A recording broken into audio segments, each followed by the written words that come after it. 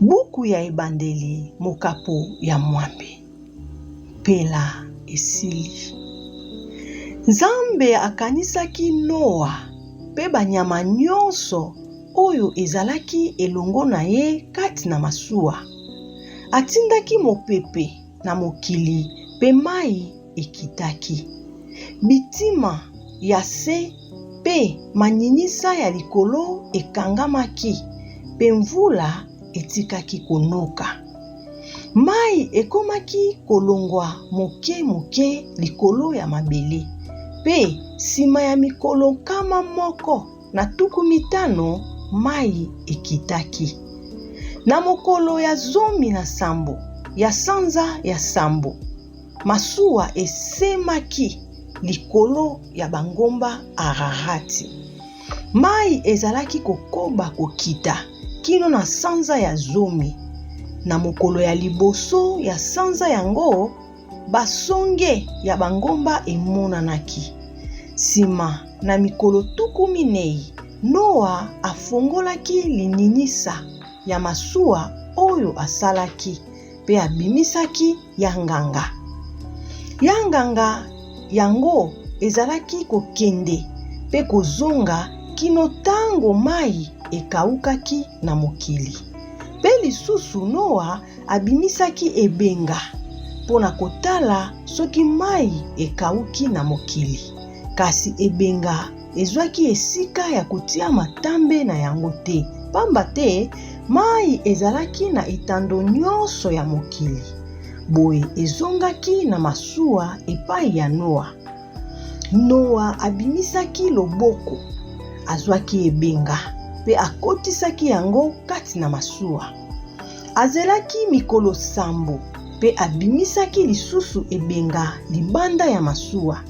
Tango ebenga ezongaki epai na ye na pokwa, ememaki lokasa ya olive ya mobeso na monoko na yango.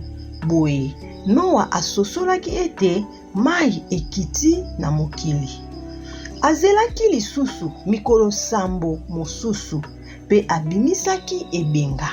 Kasi ebenga ezongaki lisusu te. Na mokolo ya liboso ya sanza ya liboso, tango Noa akokisaki mibu kama motoba na moko ya mbotama, mai ekaukaki na mokili.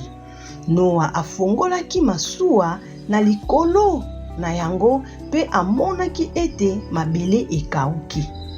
Na mokolo ya 27 ya sanza ya mibale, mabele ekaukaki penza. Boye Nzambe alobaki na Noa: bima na masuwa elongo na mwasi na yo, pe bana na yo ya mibali elongo na basi na bango. Bimisa pe bikelamu oyo ezali elongo na yo, bandeke, banyama, pe bikelamu nyonso oyo etambolaka na libumu, po ete ebotana pe ekoma ebele kati na mokili. Boye Noa abimaki libanda elongo na bana na ye ya mibali, mwasi na ye pe basi ya bana na ye. Banyama nyonso, bikelamu nyonso oyo etambolaka na libumu pe bandeke nyonso. Bikelamu nyonso oyo etambolaka na mokili ebimaki na masuwa na molongo kolanda lolenge na yango. Noa atongaki etumbelo pona Yawe pe azwaki ndambo ya banyama pe bandeke ezanga mbindu. Abonzelaki yango Yawe lokola mbeka ya kotumba. Boye Yawe ayokaki solo kitoko pe amilobelaki: nakolakela lisusu mabele mabe te likolo ya moto. Pamba te wuta bomwana ya moto, motema ya moto elukaka kaka makambo mabe. Nakoboma lisusu te bikelamu nyonso ya bomoi ndenge nauti kosala.